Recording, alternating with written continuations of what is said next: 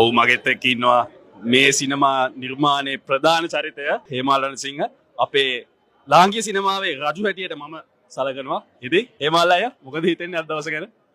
බොහොම සන්තෝෂයි. මොකද චිත්‍රපටය ටික කාලයක් කරලා ඉතින් හැබැයි අද කරා වගේ හැඟීමක් තමයි ෆිල්ම් එක බැලුවට පස්සේ ආවේ. ඉතින් මේක අර මානසික විතරක් නෙමෙයි කායිකව සෑහෙන මහන්සි වෙච්ච චිත්‍රපටයක්. මොකද මේක මේ ෆිසිකලිම ඉන්වෝල්ව් වෙන්න වුණා මේක වේගය පවත්වාගෙන යන්න. වෙනස් විදියක චිත්‍රපටයක් කියලා දැන් මේක කතා කරන හැමෝම කියනවා. ඒක එහෙම වෙන්නේ මේක පරීක්ෂණාත්මක වැඩක්. මේක කල්ල ගුණසේකරගේ ස්ක්‍රිප්ට් එකක්, වෙනස් විදියේ ස්ක්‍රිප්ට් එකක්. ඉතින් ඔහු වෙනස් විදියේ රංගන ශිල්පියෙක් වගේ වෙනස් විදියේ හිතන කෙනෙක්, ඒ වගේ වෙනස් විදියේ ලියන කෙනෙක්. ඉතින් ඒක නිසා මේ විදියේ කතන්දරයක් ලියවිලා තිනවා සහ අධ්‍යක්ෂකවරයාත් ඒ වගේම වෙනස් විදියක කෙනෙක්. ප්‍රදීප් ධර්මදාස ලංකාවේ ප්‍රේක්ෂකයන්ට නුහුරු නමක් නෙමෙයි.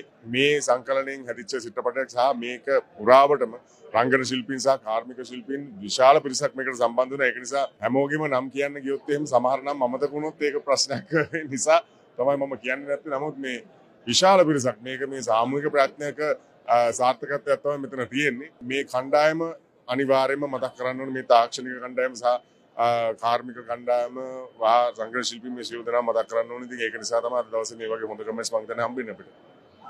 සුබ පතනවා හේමාල් අයියා මේ සිනමා නිර්මාණය අතිසාර්ථක වෙන්න කියලා. බොහොම ස්තුතියි. අතිසාර්ථක වෙන්න නම් ප්‍රේක්ෂකයලා ෆිල්ම් එක බලන්න ඕනේ.